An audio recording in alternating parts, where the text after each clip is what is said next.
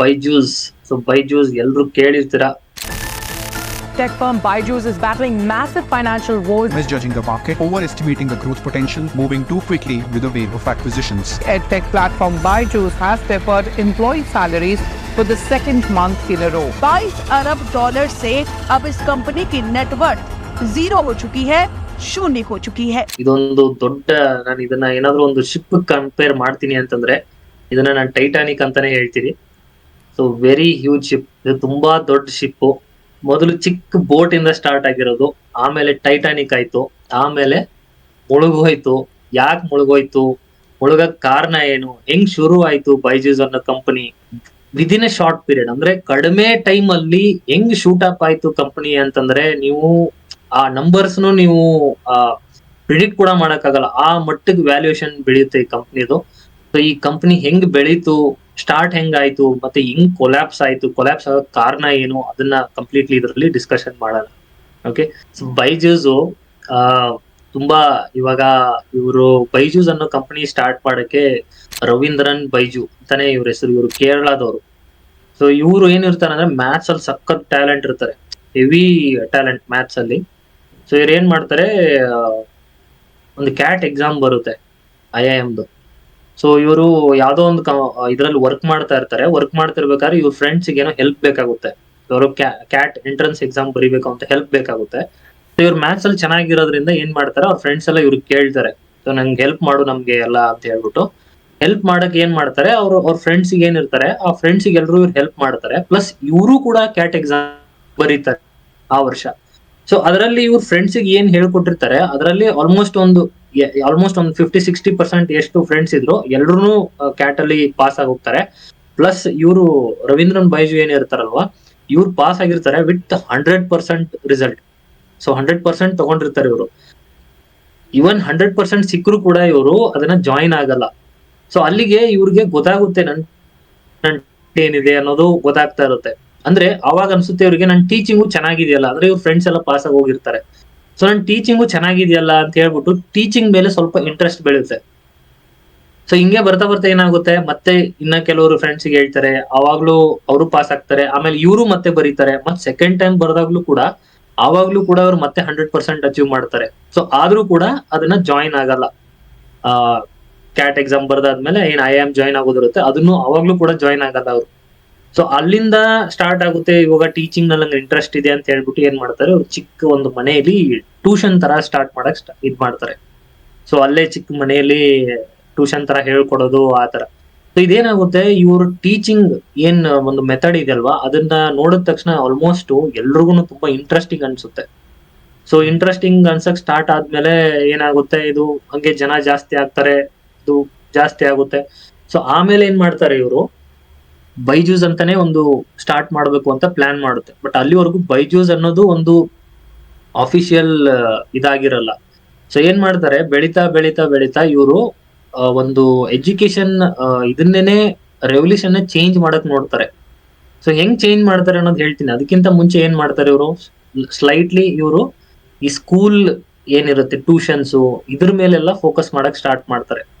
So focus ಮಾಡಕ್ start ಮಾಡಿದಾಗ ಈ ಸ್ಕೂಲ್ ಮಕ್ಳಿಗೆ ಏನ್ ಹೇಳ್ಕೊಡ್ತಿರ್ತಾರಲ್ವಾ ಅದರಲ್ಲಿ ಒಂದು 100 ಜನ ಮಕ್ಕಳಲ್ಲಿ ಕೇಳಕ್ ಬಂದ್ರೆ 99 ಮಕ್ಳು ಅಡ್ಮಿಷನ್ ಮಾಡ್ಕೋತಿರ್ತಾರೆ. ಅಂದ್ರೆ ಇವರು ಫ್ರೀ ಅಂತ starting, first class free, second ಕ್ಲಾಸ್ಗೆ ಜಾಯಿನಿಂಗ್. ಸೊ ಫಸ್ಟ್ ಕ್ಲಾಸ್ ಕೇಳಿದ ತಕ್ಷಣನೇ ಆಲ್ಮೋಸ್ಟ್ 99% ಎಲ್ಲಾ ಸ್ಟೂಡೆಂಟ್ಸ್ ಜಾಯಿನ್ ಆಗ್ತಾ ಇರ್ತಾರೆ. ಸೊ ಇವ್ರ ಟೀಚಿಂಗ್ ಹೆಂಗಿರುತ್ತೆ ಅಂತಂದ್ರೆ, ಇವಾಗಿನ ಏನ್ ಟ್ರೆಡಿಷನ್ ನಾವು ನೋಡಿದೀವಿ, ಬಯಾಟ್ ಮಾಡೋದು ತುಂಬಾ ಇರುತ್ತೆ, ರಟ್ಟ ಹೊಡೆಯೋದು ಅಂತಾರೆ. ಬರೀ ಹುಡುಗರು ರಟ್ಟ ಹೊಡೆದ್ಬಿಟ್ಟು ಕಲಿತಿರ್ತಾರೆ. ಬಟ್ ಇವ್ರು ಅದನ್ನ ಚೇಂಜ್ ಮಾಡ್ತಾರೆ, ಅರ್ಥ ಮಾಡ್ಕೊಂಡು ಕಲಿಯೋದನ್ನ ಪ್ಯಾಟರ್ನ್ ತಗೊಂಡ್ ಬರ್ತಾರೆ. ಸೊ ಇದು ಬರ್ತಾ ಬರ್ತಾ ಏನಾಗುತ್ತೆ, ಚೆನ್ನಾಗಿ ಗ್ರೋತ್ ಸಿಗುತ್ತೆ ಇವ್ರಿಗೆ. ಸೊ ಗ್ರೋತ್ ಸಿಕ್ಕಾದ್ಮೇಲೆ ಇವ್ರೇನ್ ಮಾಡ್ತಾರೆ, ಬ್ರಾಂಚಸ್ ಮಾಡಕ್ ಸ್ಟಾರ್ಟ್ ಮಾಡ್ತಾರೆ ಅವಾಗ. ಸೊ ಇವ್ರದ್ದು ಒಂದೇ ಕಡೆ ಇರಲ್ಲ, ಬೇರೆ ಬೇರೆ ಸ್ಟೇಟ್ ಅಲ್ಲೂ ಡಿಮ್ಯಾಂಡ್ ಆಗಕ್ ಸ್ಟಾರ್ಟ್ ಆಗುತ್ತೆ.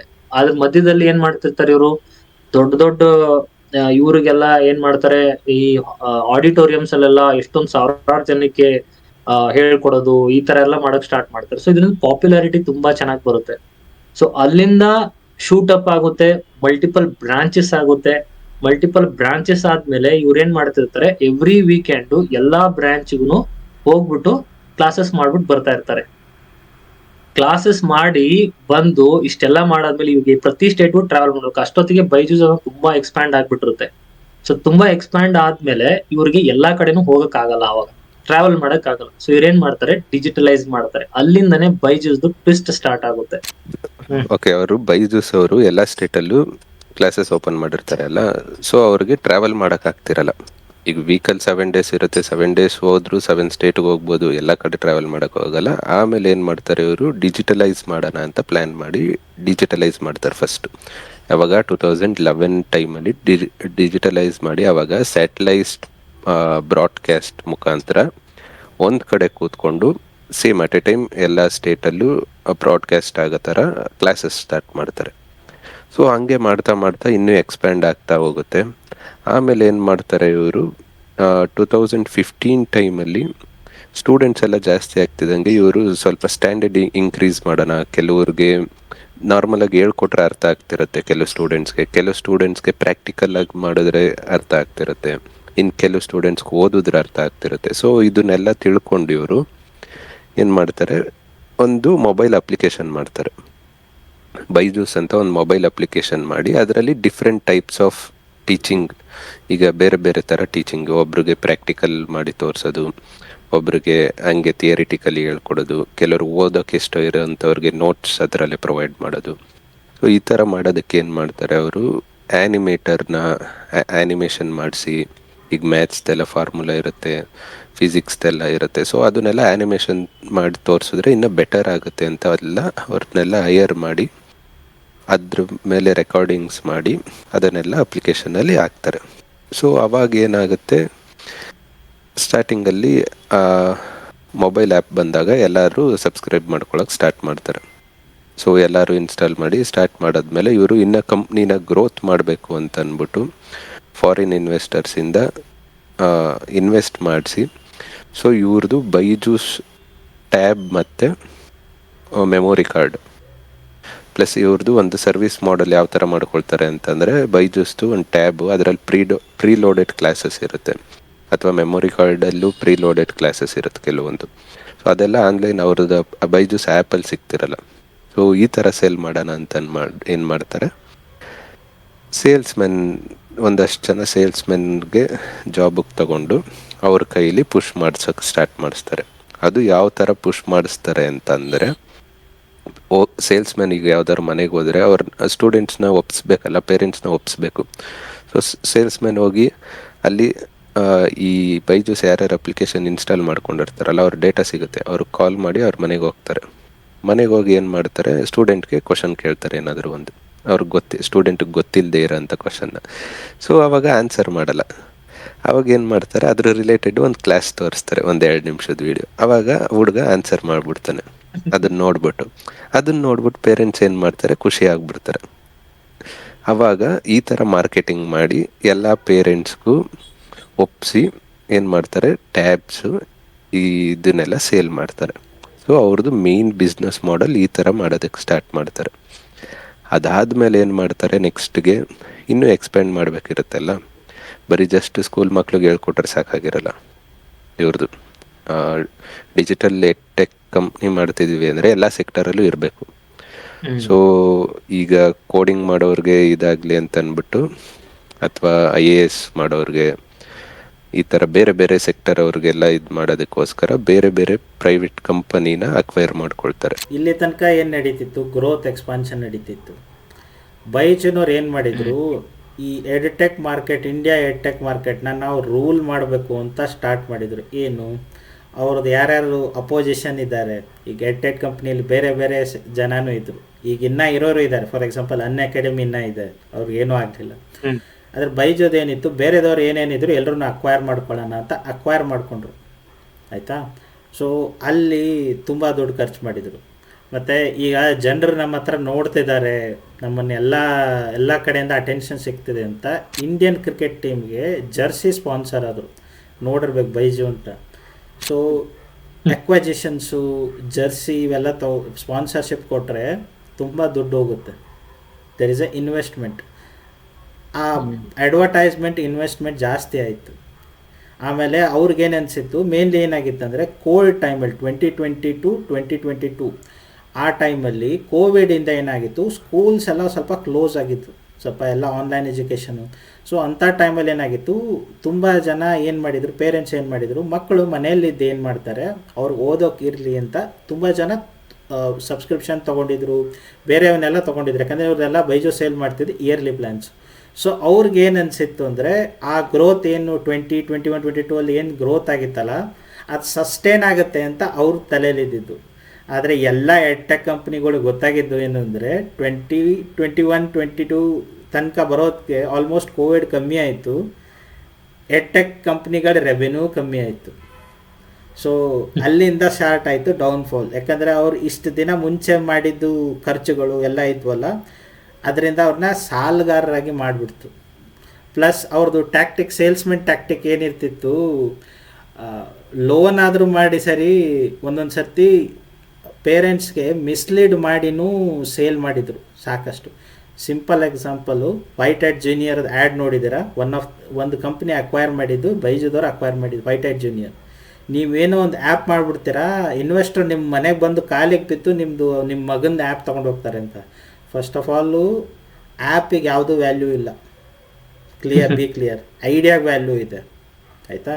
ಸೆಕೆಂಡ್ಲಿ, ಅಲ್ಲಿ ದೊಡ್ಡ ದೊಡ್ಡ ಕಂಪ್ನಿ ಕೂತಿದ್ದಾರೆ, ಈ ಆ್ಯಪ್ ಕ್ಲಿಕ್ ಆಗ್ತಿದೆ, ಇದು ಚೆನ್ನಾಗಿ ಆಗ್ತಿದೆ ಅಂತ ಅವ್ರಿಗೆ ಏನಾದರೂ ಒಂದು ಸ್ವಲ್ಪ ಐಡಿಯಾ ಬಂದರೂ ನಾಳೆನೇ ಕಾಪಿ ಮಾಡಿ ರೆಡಿ ಮಾಡ್ಕೋತಾರೆ, ಆಯಿತಾ? ಸೊ ಅದನ್ನು ಸುಮ್ಮನೆ ಸುಳ್ಳು ಅಡ್ವರ್ಟೈಸ್ಮೆಂಟ್ ಮಾಡಿದರು, ಅದು ಎಕ್ಸ್ಪೋಸ್ ಆದರು, ಅದಕ್ಕೂ ಕಾಂಟ್ರವರ್ಸಿ ಆಯಿತು, ಲೀಗಲ್ ಬ್ಯಾಟಲ್ಸ್ ಆಯಿತು. ಯಾಕಂದರೆ ಒಬ್ಬ ಯೂಟ್ಯೂಬರು ಎಕ್ಸ್ಪೋಸ್ ಮಾಡಿದರು ಅವ್ರನ್ನ. ವೈಟ್ ಹ್ಯಾಟ್ ಜೂನಿಯರ್ ಕೋಡಿಂಗ್ ಕಲಿಸ್ತೀವಿ ಅಂತ ಯಾವ ಲೆವೆಲಿಗೆ ದುಡ್ಡು ಸ್ಪೆಂಡ್ ಮಾಡ್ತಾರೆ, ಆಮೇಲೆ ಏನು ಮಾಡ್ತಾರೆ, ಪರ್ಸ್ನಲ್ ಕೋಚಿಂಗ್ ಕೊಡ್ತೀವಿ ಅಂತ ಹೇಳಿ ಮಾಡಿರ್ತಿದ್ರು.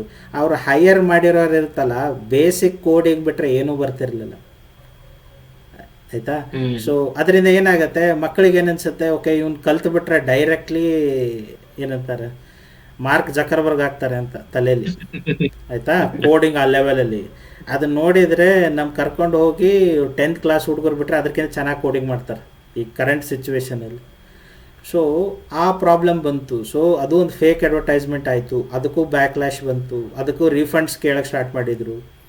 ಸೊ ಎಲ್ಲ ಬಂದಮೇಲೆ ಇಷ್ಟು ದಿನ ಖರ್ಚು ಮಾಡಿದ್ದೆಲ್ಲ ಡೆಪ್ಟ್ಸ್ ಬಂತು. ಮಾರ್ಕೆಟ್ ವ್ಯಾಲ್ಯೂ $22 ಬಿಲಿಯನ್ ಇತ್ತು ಒಂದು ಟೈಮಲ್ಲಿ, ಬಿಲೋ $1 ಬಿಲಿಯನ್ಗೆ ಬಂತು, ಮಾರ್ಕೆಟ್ ವ್ಯಾಲ್ಯೂ ಪೂರ್ತಿ ಹೋಯಿತು. ಸೊ ಇಷ್ಟೆಲ್ಲ ಕಾಂಟ್ರವರ್ಸಿ ಆದಮೇಲೆ ಕರೆಂಟ್ಲಿ ಬೈಜು ಪ್ರಾಫಿಟೇಬಲ್ ಇಲ್ಲ. ಮತ್ತು ಅದರ ಅವ್ರ ಮೇನ್ ಪ್ರಾಬ್ಲಮ್, ಅವ್ರ ಅವರು ಲೋನ್ ಅವ್ರು ಏನ್ ಮಾಡಿದ್ರು, ಈ ಆಕಾಶ್ ಇನ್ಸ್ಟಿಟ್ಯೂಟ್ ಅಂತ ಏನಿದೆಯಲ್ಲ, ಇದನ್ನ ಬೈ ಮಾಡಕ್ಕೆ $1.2 ಬಿಲಿಯನ್ ಲೋನ್ ತಗೋತಾರೆ, $1.2 ಬಿಲಿಯನ್ ಅದನ್ನು ಕೂಡ. ಸೊ ಈ ಆಕಾಶ್ ಇನ್ಸ್ಟಿಟ್ಯೂಟ್ ನ ಇವ್ರು ಏನ್ ಮಾಡ್ತಾರೆ, ಓವರ್ ದ ವ್ಯಾಲ್ಯೂಯೇಷನ್ ಪರ್ಚೇಸ್ ಮಾಡ್ತಾರೆ. ಅಂದ್ರೆ ಅಷ್ಟು ವ್ಯಾಲ್ಯೂಯೇಷನ್ ಇಲ್ಲ, ಅದಕ್ಕೆ $1 ಬಿಲಿಯನ್ ತಗೋತಾರೆ. ಅದಕ್ಕೆ ಇವರು $1.2 ಬಿಲಿಯನ್ ಲೋನ್ ತಗೊಂಡಿರ್ತಾರೆ. ಸೊ ಅಲ್ಲಿ $1 ಬಿಲಿಯನ್ ಗೆ ಅದನ್ನ ಆಕಾಶ್ ಇನ್ಸ್ಟಿಟ್ಯೂಟ್ ತಗೋತಾರೆ. ಸೊ ಅಲ್ಲಿಗೆ ಒಂದು ಹಿಟ್ ಆಗುತ್ತೆ ಇವ್ರಿಗೆ, ಸೊ ಒಂದು ರಾಂಗ್ ಹಿಟ್ ಆಗುತ್ತೆ. ಏನಾದ್ರು ಓವರ್ ವ್ಯಾಲ್ಯೂಡ್ ಆಗಿ, ಅದು ಆಕಾಶ್ ಇನ್ಸ್ಟಿಟ್ಯೂಟ್ ಅದು ಏನೋ ಐ ಥಿಂಕ್ ಅದು 30 ವರ್ಷದ ಹಳೆ ಎಜುಕೇಶನ್ ಏನೋ ಇನ್ಸ್ಟಿಟ್ಯೂಟ್ ಅಂತ ಹೇಳ್ತಾರೆ. ಅದನ್ನ ಇವ್ರು ಅಕ್ವೈರ್ ಮಾಡ್ತಾರೆ. ಅಕ್ವೈರ್ ಮಾಡಿ ಓವರ್ ವ್ಯಾಲ್ಯೂಷನ್ ಪೇ ಮಾಡಿ ಅದನ್ನೆಲ್ಲ ಈ ತರ ಕೆಲವೊಂದು ಸೆಕ್ಟರ್ಗಳಲ್ಲಿ ತುಂಬಾ ಎಡುತ್ತಾರೆ ಇವರು. ಆಮೇಲೆ ಇನ್ನೊಂದು ಏನಾಗುತ್ತೆ ಅಂತಂದ್ರೆ, ಇವ್ರು ಏನ್ ಲೋನ್ಸ್ ಮತ್ತೆ ಈ ಸ್ಪಾನ್ಸರ್ಶಿಪ್ ಇದೆಲ್ಲ ಏನಿರುತ್ತಲ್ಲ, ಇದೆಲ್ಲ ಟೋಟಲಿ ಇಂಬ್ಯಾಲೆನ್ಸ್ ಇರುತ್ತೆ. ಅಂದ್ರೆ ಸಂಬಂಧ ಇಲ್ದಂಗೆ ಮಾಡ್ತಿರ್ತಾರೆ, ಲೆಕ್ಕಾಚಾರನೇ ಕರೆಕ್ಟ್ ಆಗಿ ಮ್ಯಾನೇಜ್ ಮಾಡ್ತಿರಲ್ಲ. ಅಲ್ಲಿ ಏನಾಗುತ್ತೆ, ಇವ್ರು ಏನ್ ಅನ್ಕೊಂಡಿರ್ತಾರೆ, ಕಂಪ್ನಿ ನಮ್ದು ತುಂಬಾ ಸ್ಪೈಕ್ ಆಗ್ತಿದೆ, ತುಂಬಾ ಬೂಸ್ಟ್ ಆಗ್ತಿದೆ, ನಾವು ತುಂಬಾ ಬೆಳೀತಾ ಇದೀವಿ, ಸೊ ನಾವು ಇನ್ನ ಪಾಪ್ಯುಲರ್ ಆಗಿ ಫುಲ್ ಎಲ್ಲ ಅಕ್ವೈರ್ ಮಾಡ್ಕೊಂಡ್ಬಿಡ, ನಮ್ದೇ ರಾಜ್ಯ ಅಂತ ಮಾಡ್ಕೊಳ್ಳೋಣ ಅಂತ ಹೋಗ್ತಾ ಇರ್ತಾರೆ. ಬಟ್ ಇವ್ರಿಗೆ ಗೊತ್ತಿರಲ್ಲ ಒಳಗಡೆನೆ ಇವ್ರದ್ದು ಇಂಬ್ಯಾಲೆನ್ಸಸ್ ನಡೀತಾ ಇದೆ ಅಂತ. ಸೊ ಇವ್ರು ಏನ್ ಮಾಡ್ತಿರ್ತಾರೆ, ಬರೀ ಗ್ರೋತ್ ಫೋಕಸ್ ಮಾಡ್ತಾ ಇದಾರೆ. ಸೊ ನನ್ಗೆ ಅವ್ರದ್ದು ಒಂದು ಏನೋದೊಂದು ಇನಿಷಿಯಲ್ ಪ್ಯಾಟರ್ನ್ ಏನಿತ್ತಲ್ಲ, ಅದು ನಂಗೆ ತುಂಬಾ ಚೆನ್ನಾಗಿ ಅನಿಸ್ತು. ಯಾಕಂತಂದ್ರೆ ಒಂದು ಎಜುಕೇಶನ್ ನಮ್ದು ಹೆಂಗಿದೆ, ಅದನ್ನ ತುಂಬಾ ಡಿಫ್ರೆಂಟ್ ಆಗಿ ಎಲ್ರಿಗೂ ಅರ್ಥ ಮಾಡಿಸಿ ಅದನ್ನ ಬೆಳೆಸೋದು, ಈ ತರ ಒಂದು ಐಡಿಯಾ ಚೆನ್ನಾಗಿತ್ತು. ಬಟ್ ಅವ್ರು ಅದೇ ಐಡಿಯಾ ಮೇಲೆ ಫೋಕಸ್ ಮಾಡಿದ್ರೆ ಇಲ್ಲಿವರೆಗೂ ಅದೇನೋ ಕಂಪ್ನಿ ಇನ್ನ ಚೆನ್ನಾಗಿ ಸಸ್ಟೈನ್ ಆಗ್ತಿ ಅಂತ ನನಗ ಅನ್ಸಿಕೆ. ಬಟ್ ಏನಾಯ್ತು, ಇವರು ಬರೀ ಅವ್ರ ಗ್ರೋತ್ ನ ನೋಡಕ್ ಸ್ಟಾರ್ಟ್ ಮಾಡಿದ್ರು. ಫುಲ್ ವ್ಯಾಲ್ಯೂಯೇಷನ್, ಇನ್ವೆಸ್ಟರ್ಸ್ ನ ತಗೊಂಡ್ಬರೋದು, ಇನ್ವೆಸ್ಟ್ ಮಾಡಿಸ್ಕೊಳ್ಳೋದು, ಇರೋದ್ ಬರೋದ್ನೆಲ್ಲ ಅಕ್ವೈರ್ ಮಾಡ್ಕೊಳ್ಳೋದು, ಈ ತರ ಮಾಡಿದ್ರು. ಸೊ ಓವರ್ ವ್ಯಾಲ್ಯೂಡ್ ಏನು ಹೋಯ್ತು ಅಲ್ಲಿಗೆ. ಸೊ ಅಲ್ಲಿಂದ ಏನ್ ಮಾಡಕ್ ಆಯ್ತು ಅಂದ್ರೆ, ಇವ್ರದ್ದು ಸೇಲ್ಸ್ ಏನಿರುತ್ತೆ ಮತ್ತೆ ಇವ್ರ ವ್ಯಾಲ್ಯೂಯೇಷನ್ ಏನಾಗುತ್ತೆ ಅದು ಉಲ್ಟಾ ಆಗಕ್ ಸ್ಟಾರ್ಟ್ ಆಗುತ್ತೆ. ಸೇಲ್ಸ್ ಡ್ರಾಪ್ ಆಗುತ್ತೆ, ವ್ಯಾಲ್ಯೂಯೇಷನ್ ಡ್ರಾಪ್ ಆಗ್ತಾ ಹೋಗುತ್ತೆ ಇವ್ರದೆಲ್ಲ. ಸೊ ಅಲ್ಲಿಗೆ ಟೋಟಲ್ ಇಂಬ್ಯಾಲೆನ್ಸ್ ಆಗುತ್ತೆ. ಟೋಟಲ್ ಕಂಪ್ನಿ ಇವ್ರು ಏನ್ ಮಾಡಕ್ ಸ್ಟಾರ್ಟ್ ಮಾಡ್ತಾರೆ ಅಂತಂದ್ರೆ, ಲೋನ್ಗಳು ಏನೇನ್ ತಗೊಂಡಿರ್ತಾರೆ ಅವರು ಕೂಡ ಲಾಸ್ ಇದ್ ಮಾಡ್ತಾರೆ, ಅದು ಕೇಸ್ ಆಗುತ್ತೆ. ಸೊ ಎಲ್ಲಾ ಮಧ್ಯದಲ್ಲಿ ಏನ್ ಮಾಡುತ್ತೆ, ಕಂಪ್ನಿ ಒದ್ದಾಡಕ್ ಶುರು ಮಾಡುತ್ತೆ. ಸೊ ಈ ಲಾಸ್ ಇದೇನಿದೆಯಲ್ಲ, ಇದನ್ನೆಲ್ಲ ಬ್ಯಾಲೆನ್ಸ್ ಮಾಡಕ್ ಏನ್ ಮಾಡ್ತಾರೆ, 50% ಎಂಪ್ಲಾಯೀಸ್ ನ ಇವರು ಫೈರ್ ಮಾಡ್ತಾರೆ. ಲೇ ಆಫ್ ಮಾಡ್ಬಿಡ್ತಾರೆ. ಸೊ ಲೇ ಆಫ್ ಮಾಡಿ ಇನ್ನ ಹೊಸದ್ ಏನ್ ಮಾಡ್ತಾರೆ ಅಂದ್ರೆ, ಎಕ್ಸ್ಪೆನ್ಸಸ್ ಕಡಿಮೆ ಮಾಡಕ್ಕೆ, ಇವಾಗ ಮುಂಚೆ ಎಲ್ಲ ಸೇಲ್ಸ್ ಮ್ಯಾನ್ಗಳು ಮನೆಗೆ ಹೋಗಿ ವಿಸಿಟ್ ಮಾಡಿ ಅವ್ರಿಗೆಲ್ಲ ಇದ್ ಮಾಡಿ ಸಬ್ಸ್ಕ್ರಿಪ್ಷನ್ ಮಾಡಿಸ್ತಾ ಇದ್ರು. ಸೊ ಇವ್ರು ಟ್ರಾವೆಲಿಂಗ್ ಫೀಸು, ಸೇಲ್ಸ್ ಮ್ಯಾನ್ಗಳು ಅವ್ರ ಸ್ಯಾಲ್ರಿ, ಇನ್ಸೆಂಟಿವ್ಸ್ ಇದೆಲ್ಲಾನು ಕಟ್ ಮಾಡಕ್ ಏನ್ ಮಾಡ್ತಾರೆ, ಝೂಮ್ ಮೀಟಿಂಗ್ ಅಲ್ಲೇನೆ ಇವ್ರನ್ನ ಪ್ಯಾರೆಂಟ್ಸ್ ನ ಒಪ್ಸೋ ತರ ಮಾಡ್ತಾರೆ. ಬಟ್ ಅಲ್ಲಿ ಕಾಸ್ಟ್ ಕಟಿಂಗ್ ಏನೋ ಆಗುತ್ತೆ. ಬಟ್ ಪ್ರಾಬ್ಲಮ್ ಏನಾಗುತ್ತೆ ಅಂದ್ರೆ, ಝೂಮ್ ಮೀಟಿಂಗ್ ಅಲ್ಲಿ ಅವರು ಇನ್ನೊಬ್ರಿಗೆ ಹೇಳ್ತಿದಾರೆ ಅಂತಂದ್ರೆ ಕನ್ವಿನ್ಸ್ ಆಗಲ್ಲ ಅವರು. ಸೊ ಕನ್ವಿನ್ಸ್ ಆಗದೆ ಇರೋದು ಏನಾಗುತ್ತೆ, ಅಲ್ಲಿ ಮತ್ತೆ ಸೇಲ್ಸ್ ಡ್ರಾಪ್ ಆಗ್ತಾ ಹೋಗುತ್ತೆ. ಇದೇ ತರ ಡ್ರಾಪ್ ಆಗ್ತಾ ಆಗ್ತಾ ಹೋಗಿ ಇವಾಗ ಬೈಜೂಸ್ ಕಂಪನಿ ಯಾವ ಪರಿಸ್ಥಿತಿಯಲ್ಲಿ ಇದೆ ಅಂತಂದ್ರೆ, ಎಷ್ಟು ಬ್ರಾಂಚ್ ಗಳನ್ನ ಎಷ್ಟು ಫಾಸ್ಟ್ ಆಗಿ ಇವ್ರು ಓಪನ್ ಮಾಡಿದ್ರು ಇಡೀ ನಮ್ ಇಂಡಿಯಾದಲ್ಲಿ, ಅಷ್ಟೇ ಫಾಸ್ಟ್ ಆಗಿ ಎಲ್ಲಾ ಬ್ರಾಂಚ್ ಗಳು ಕ್ಲೋಸ್ ಆಗಿ ಹೋಗ್ತವೆ ಎಕ್ಸೆಪ್ಟ್ ಬೆಂಗಳೂರು ಒಂದೇ ಇವಾಗ ಬ್ರಾಂಚ್ ಇದೆ. ಸೊ ಅದನ್ನು ಕೂಡ ಇವರು ಸರ್ವೈವ್ ಮಾಡಕ್ಕೆ ತುಂಬಾ ಕಷ್ಟ ಪಡ್ತಾ ಇದ್ರೆ. ಸೊ ನಾವು totally I can see that ಇದು ಟೈಟಾನಿಕ್ ತರ ಒಂದ್ ದೊಡ್ಡ ಹಡಗು ಹೆಂಗ್ ಮುಳುಗೋದ್ ಕಾಣಿಸ್ತಿದೆ ಎಲ್ರಿಗೂ. ಸೊ ಇದು ಬೈಜೂಸ್ ನ ದೊಡ್ಡ ಕತೆ.